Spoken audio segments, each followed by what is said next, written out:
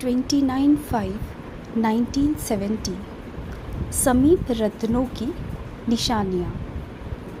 समय कितना समीप पहुँचा हुआ दिखाई पड़ता है। हिसाब निकाल सकते हो।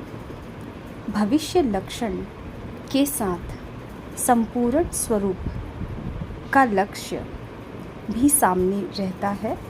समीप का लक्षण क्या होगा? जैसे कोई शरीर छोड़ने वाले होते हैं तो कई लोगों को मालूम पड़ता है। आप भी ऐसे अनुभव करेंगे कि यह शरीर जैसे कि अलग है, इसको हम धारण कर चला रहे हैं। समीप रतन की समीप आने की निशानी यही होगी। सदैव अपना आकारी रूप और भविष्य रूप सामने देखते रहेंगे। प्रैक्टिकल में अनुभव होगा। लाइट का फरिश्ता स्वरूप सामने दिखाई देगा कि ऐसा बनना है और भविष्य रूप भी दिखाई देगा। अब यह छोड़ा और वह लिया। जब ऐसी अनुभूति हो तब समझो कि संपूर्णता के समीप है। एक आँख में संपूर्ण स्वरूप और दूसरी आँख में भविष्य स्वरूप। ऐसा प्रत्यक्ष देखने में आएगा जैसे अपना यह स्वरूप प्रत्यक्ष अनुभव होता है। बैठे बैठे ऐसे अनुभव करेंगे जैसे कि यहाँ नहीं लेकिन उस संपूर्ण स्वरूप में बैठे हैं। यह पुरुषार्थी शरीर एकदम मर्ज हो जाएगा। वह दोनों इमर्ज होंगे, एक तरफ अव्यक्त, दूसरी तरफ भविष्य। जब पहले ऐसा अनुभव आप लोग करेंगे तब दूसरों को भी अनुभव होगा। जैसे एक वस्त्र छोड़कर दूसरा लिया जाता है, वैसे ही अनुभव करेंगे। यह मर्ज हो, वह इमर्ज होगा। यह भूलता जाएगा। इस अवस्था में विल पावर भी होती है। जैसे विल किया जाता है ना, तो विल करने के बाद ऐसा अनुभव होता है जैसे मेरापन सभी खत्म हो गया,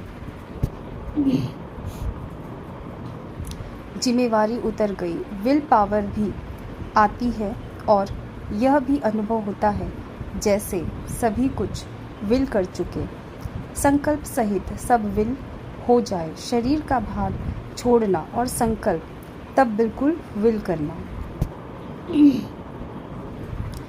यह है माइंड। फिर समानता की अवस्था होगी। समानता व संपूर्णता बात एक ही है। अभी यह चार्ट रखना है। वह चार्ट तो कॉमन है। यह 5 तत्वों का शरीर होते हुए भी लाइट स्वरूप अनुभव करेंगे।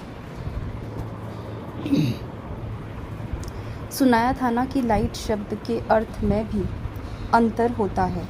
लाइट अर्थात हल्कापन भी होता है और लाइट अर्थात ज्योति भी कहा जाता है। बिल्कुल हल्कापन।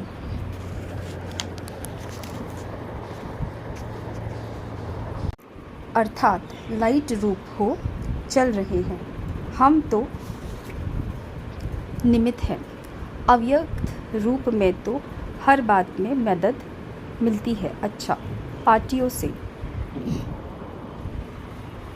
नंबर 1, सभी का पुरुषार्थ ठीक चल रहा है।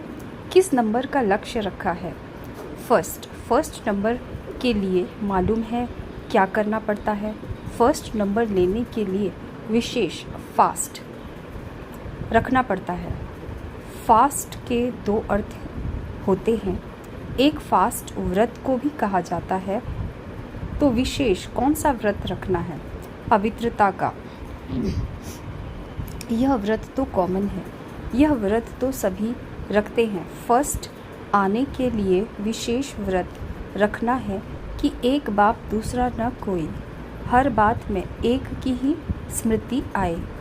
जब यह फास्ट रखेंगे तो फर्स्ट आ जाएंगे। दूसरा, फास्ट जल्दी चलने को भी कहा जाता है, अर्थात तीव्र पुरुषार्थी। महारथी उसको कहा जाता है जो सदैव माया पर विजय प्राप्त करे, माया को सदा के लिए विदाई दे दे। विघ्नों को हटाने की पूरी नॉलेज है। सर्वशक्तिमान के बच्चे मास्टर सर्वशक्तिमान हो तो नॉलेज के आधार पर विघ्न हटाकर सदैव मगन अवस्था रहे। अगर विघ्न हटते नहीं हैं तो ज़रूर शक्ति प्राप्त करने में भी कमी है। नॉलेज ली है लेकिन उसको समाया नहीं है। नॉलेज को समाना अर्थात स्वरूप बनना। जब समझ से कर्म होगा तो उसका फल सफलता अवश्य निकलेगी।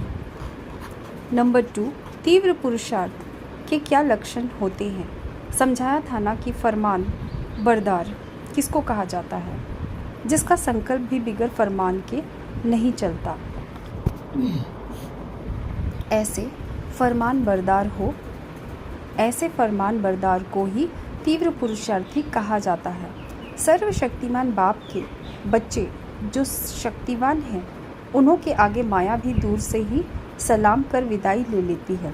वल्लभाचारी लोग अपने शिष्यों को छूने भी नहीं देते हैं। अछूत अगर छू लेता है तो स्नान किया जाता है। यहाँ भी ज्ञान स्नान कर ऐसी शक्ति धारण करो जो अछूत नज़दीक न आए। माया भी क्या है? अछूत। अच्छा।